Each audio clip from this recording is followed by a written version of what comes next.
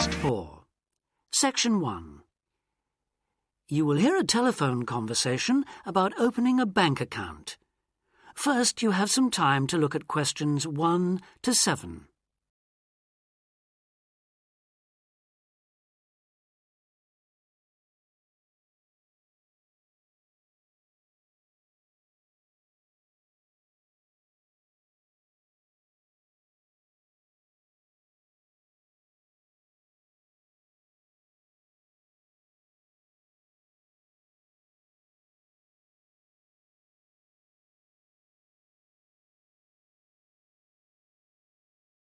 You will see that there is an example that has been done for you. On this occasion only, the conversation relating to this will be played first. Expats Helpline, Terry Davies here. What can I do for you? Hello, Terry. I've been in this country for a while and I've just been offered a job in the city, so I think I'm going to need to open a bank account. I haven't had one before, so I'm wondering what papers I need. Well, basically you'll need to be able to prove to the bank that you're who you say you are and that you live where you say you do, okay? Uh-huh. And for some banks, at least, that means you'll have to show them 2 separate pieces of identity. So I'll run through the list if you like. Yes, please. Okay. I'll bring it up on the screen. Let's see. Here it is. Right. The first thing it says is a valid passport. The first document is passport. So passport has been written in for you. Now we shall begin. You should answer the questions as you listen because you will not hear the recording a second time. Listen carefully and answer questions 1 to 7. Expats Helpline, Terry Davies here. What can I do for you? Hello, Terry. I've been in this country for a while and I've just been offered a job in the city, so I think I'm going to need to open a bank account. I haven't had one before, so I'm wondering what papers I need. Well, basically you'll need to be able to prove to the bank that you're who you say you are and that you live where you say you do, okay? Uh-huh. And for some banks, at least, that means you'll have to show them 2 separate pieces of identity. So I'll run through the list if you like. Yes, please. Okay. I'll bring it up on the screen. Let's see. Here it is. Right. The first thing it says is a valid passport. Mine's Australian. Yes, that would be fine, of course. The next one is a driving license, and again, one from your country would be okay. Then that's followed by birth certificate. Oh, hang on, that's only if you're under 18. Which I'm not. Right, so not that then. But you can also show them a benefit book. For instance, if you're in ill health, or unemployed, or getting income support. Yes, I could bring that. Or a letter from my employer, maybe? Well, that's not actually on the list, so we'll have to assume you can't. Okay. And to prove where I live? Again, there are several possible things listed here. For instance, you could use a bill for council tax or something else for where you live, such as an insurance certificate. I've got one of those, somewhere among all my papers. But what about bills? Things like phone bills, I mean. As long as it has your address on it, yes, fine. So a bill for my mobile would do, would it? I'm afraid it would have to be for a fixed line phone. You could use other types of household bill, though, as long as you get them through the post. How about an electricity bill? That'll say where I live, won't it? If it's in your name and not that of a landlord, yes. It is, so I'll probably take that then. There's one other you might want to use, a vehicle registration document. If you have a car or motorbike or something, of course. No, I haven't actually. Now, I believe there's a bank actually inside the commercial centre, and I might open an account there, seeing as how that's where I'll be every day. Yeah, that would seem to make sense. I know people who bank there. I actually read about it in a city guide. My cousin picked it up when he was here a couple of years ago, and I made a few notes. Do you mind if I run through them with you now, just to make sure the details haven't changed? Fine, go ahead. Okay, first question. It's still a branch of the popular bank, is it? The one with links to Australian banks? No, it's actually been taken over by another big banking group, the Savings Bank. It still seems quite popular, though, especially with people doing business in the Asia-Pacific area. And when is it open? Monday to Saturday? I'll have to check their website for that. Give me a second or two, will you? Sure. Right. I've got it. Customer service, and it's just weekdays, I'm afraid. Does it say what their business hours are? I'm just looking for that. It's on a different page for some reason. I think there's been a change at some banks in the last year or so. Yeah, here it is. It's open from 9:30 in the morning till 3:30 in the afternoon. And it's on the top floor of the main centre building, is it? Next to the travel agency? That's where it used to be, but they've since moved it to a slightly bigger place. It's on the ground floor now. Oh. And one last thing on this. I know most banks give incentives to young people to open accounts with them, but apparently this one didn't. Do you know if they're offering anything these days? I'll just check. I'm sure they'd say so on their new clients page if they were. No, there's nothing mentioned here. That's a pity. I was quite looking forward to getting my free gift. Before you hear the rest of the conversation, you have some time to look at questions 8 to 10.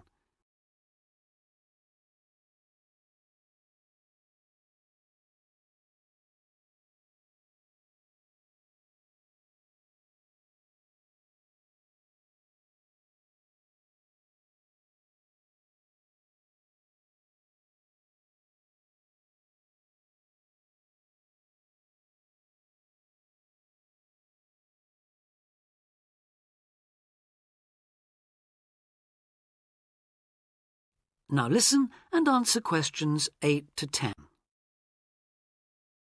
There are plenty of other banks within walking distance, you know. It may be worth shopping around to see what they've got to offer. Longer opening hours, including Saturdays, perhaps less crowded. Can you tell me how to get to a couple of them? I know where the commercial centre is, so that's probably my best starting place. Sure. For the Royal Bank, you need to turn left when you leave the centre, go along Market Street past the post office, and turn left up Bridge Street past the Shaw Theatre. Then you take the first right. You'll see an internet cafe on the other side, and the Royal is just a bit further along on the right, directly opposite the Park Hotel. Okay, I've got that. What about the Northern Bank? For that one, you turn right as you come out of the centre and go along Market Street until you come to the junction with West Street. There you turn right again and carry on up as far as the next junction where you take a left. You'll see the bank from there. It's the third building on the right. Fine. And the last one, the National Bank? You can go either way from the centre, really. Up West Street or Bridge Street and then along past City Hall.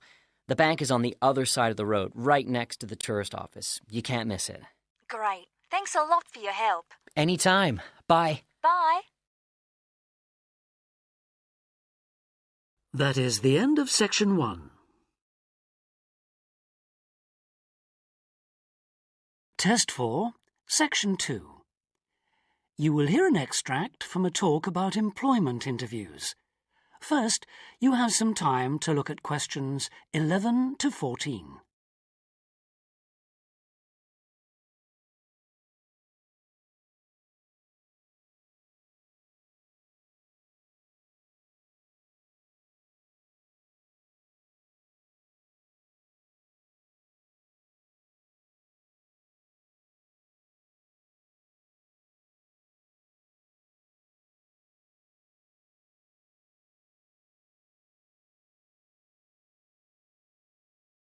Now listen carefully and answer questions 11 to 14.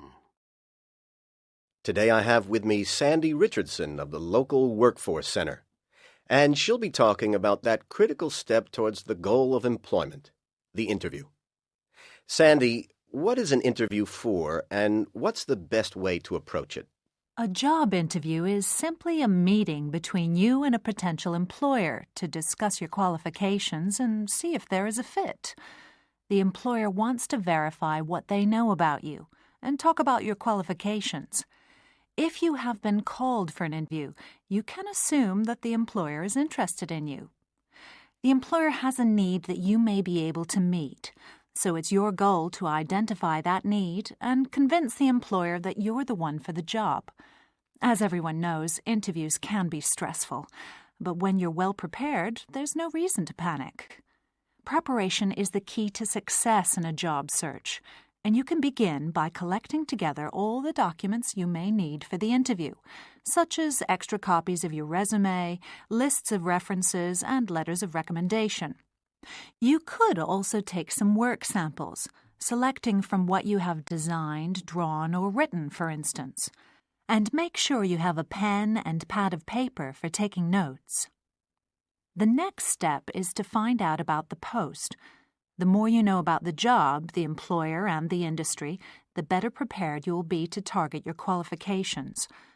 Always request a job description from the employer and research employer profiles at the Chamber of Commerce or local library. You could also try to network with people who work for the company or with employees of companies associated with it. The next step is to match your qualifications to the requirements of the job. A good approach is to write out your qualifications along with the job requirements. Think about some standard interview questions and how you might respond. Most questions are designed to find out more about you, your qualifications, or to test your reactions in a given situation. If you don't have any experience or skills in a required area, think about how you might compensate for those deficiencies. Before you hear the rest of the talk, you have some time to look at questions 15 to 20.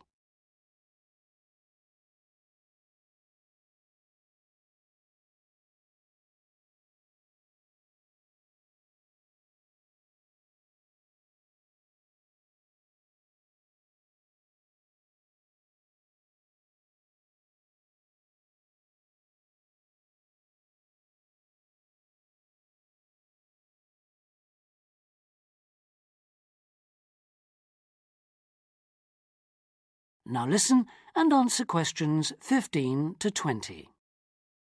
During an interview, it's important that you be yourself. Get a good night's sleep and plan your travel to be there in plenty of time so that you're not arriving out of breath with 30 seconds to spare.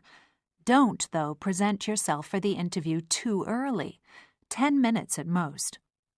In the interview, listen carefully to each question asked. Take your time in responding and make sure your answers are positive. It's important to express a good attitude and show that you're willing to work, eager to learn, and are flexible. If you are unsure of a question, don't be afraid to ask for clarification. In fact, it's sometimes a good strategy to close a response with a question for the interviewer. In general, focus on your qualifications and look for opportunities to personalize the interview. Briefly answer questions with examples of how you responded in comparable situations from either your life or previous job experiences. Something you should avoid are yes or no responses to questions, but don't dwell too long on non-job related topics. Use caution if you are questioned about your salary requirements. The best strategy is to avoid the question until you have been offered a job. Questions about salary asked before there is a job offer are usually screening questions that may eliminate you from consideration, so be warned. On the other hand, it isn't inappropriate to show your enthusiasm if your first impressions of the interview and of the employer are good ones. So, if the job sounds like what you are looking for, say so. Keep in mind that the interview is not over when you are asked if you have any questions. Come prepared to ask a couple of specific questions that again show your knowledge and interest in the job.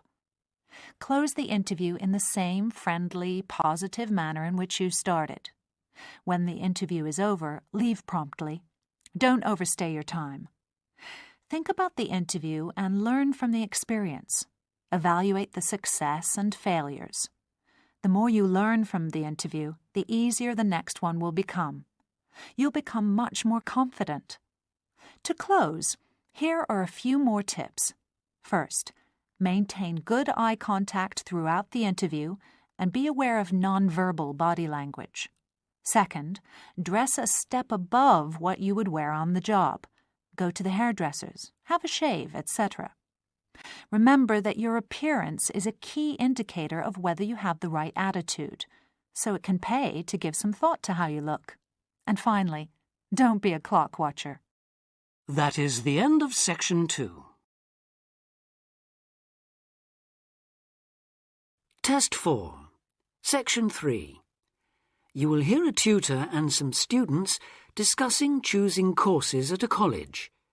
First, you have some time to look at questions 21 to 24.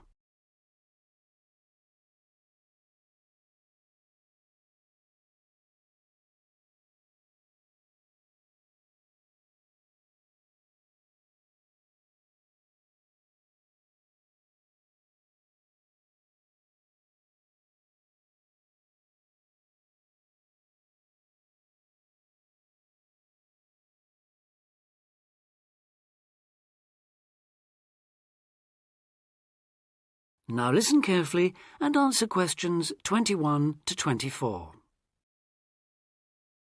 As you know, this week you choose your modules for the first year of study. So this introductory meeting is aimed at helping you make informed choices. I think the best way to do this is on a question and answer basis. So who'd like to start? Pat? Yes. There's something I've been wondering about. Will my choice affect my career opportunities? Well, for most students, the choice of Level 1 modules won't be crucial in terms of a later career. In fact, many graduate-level jobs will accept graduates from a range of degree courses. Employers will often be at least as interested in how well a student has performed academically and how the whole experience of university has developed the student as a person, as in the detail of the course options chosen. Selecting modules that will interest you and in which you think you will be particularly successful is therefore also likely to make good sense in career terms.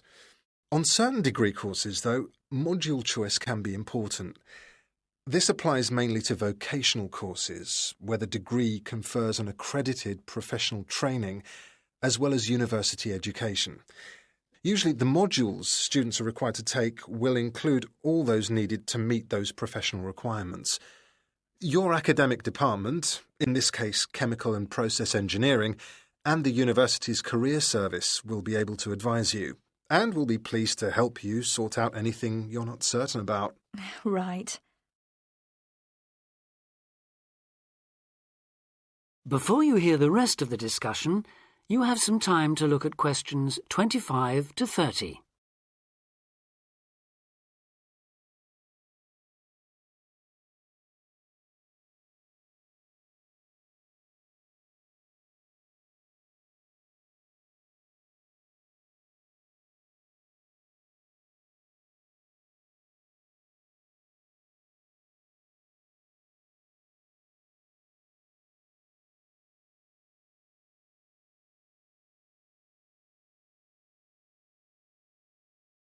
Now listen and answer questions 25 to 30. I'd like to ask a few things about the Applied Chemical Engineering module. Fine. What would you like to know? Well, apart from the work on practical engineering, what other topics are covered? Some that might surprise you. One that students always seem to like includes interviewing techniques, presentation skills, and producing written reports. They sound interesting. How are they taught? Through lectures, practical classes, and personal tutorials.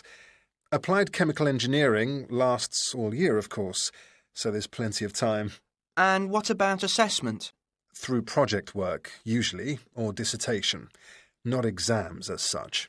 Is that the same for the information technology part of the module? Yes. Things like word processing and learning to create spreadsheets are tested in a similar way on this module.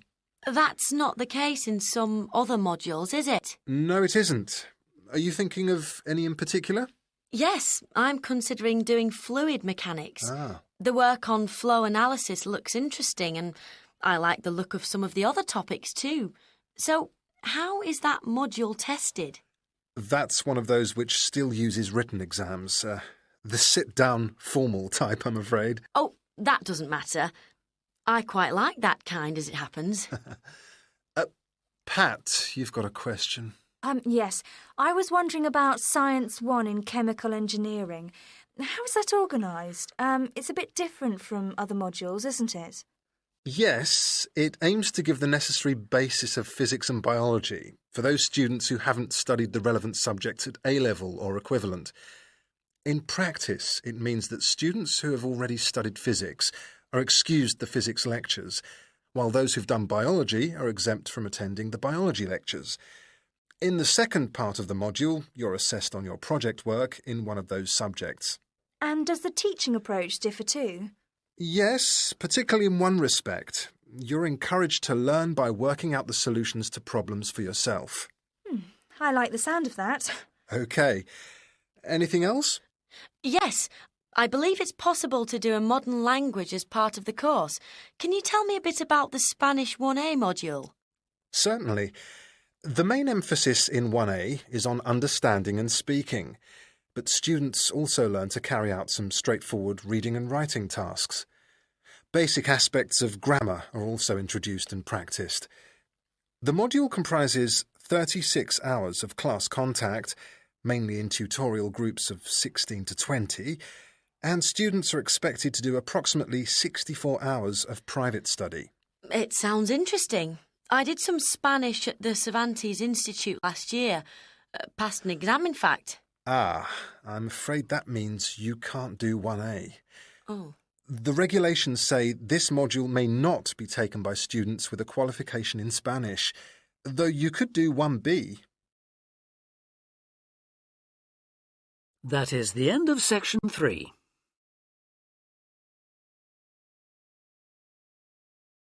Test 4. Section 4. You will hear part of a lecture about a crater in Australia. First, you have some time to read questions 31 to 40.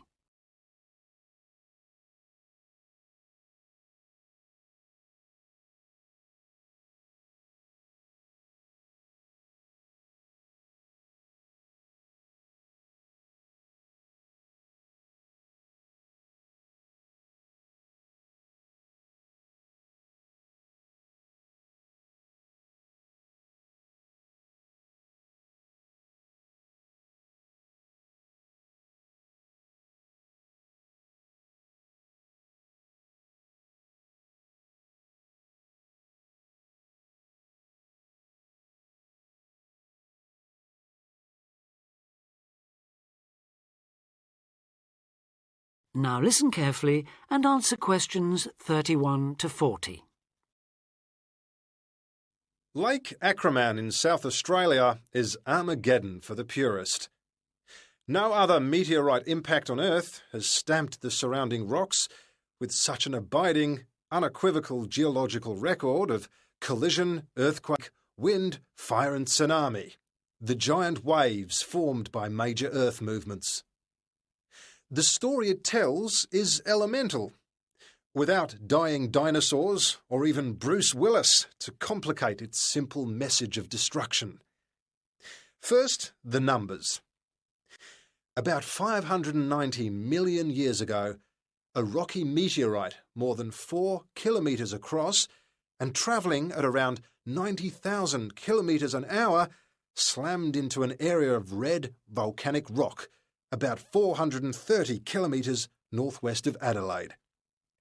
Within seconds, the meteorite vaporised in a ball of fire, carving out a crater about 4 kilometres deep and 40 kilometres in diameter, and spawning earthquakes fierce enough to raise 100-metre-high tsunamis in a shallow sea 300 kilometres away.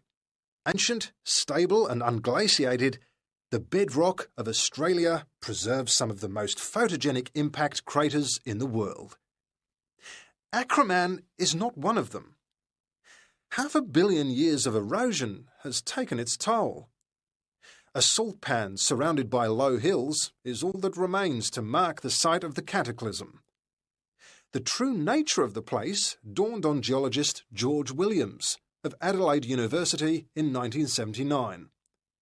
Gazing at a sheaf of newly acquired satellite images, he saw the small circular shape of Lake Acraman surrounded by a ring of faults and low scarps 40 kilometres across, and an outer ring twice this size. A year later, he made it to the site. On islands near the centre of the lake, Williams found bedrock shattered in a conical pattern that experts consider a sure sign of a meteorite impact. Except for a crater, which had long since eroded, the area was a textbook example of an impact site. In 1985, further intriguing evidence turned up. Vic Gostin, another Adelaide geologist, had been studying a thin band of fragmented red volcanic rock in 600 million year old shale in the Flinders Ranges, more than 300 kilometres east of Acraman. To his bewilderment, the volcanic chunks turned out to be 1 billion years older than the shale. Where had they come from? Comparing samples, Gostin and Williams found that their rocks were identical. The red rock in the Flinders Ranges had been blasted there from Acraman. Later, the same material turned up at sites 500 kilometres from Acraman.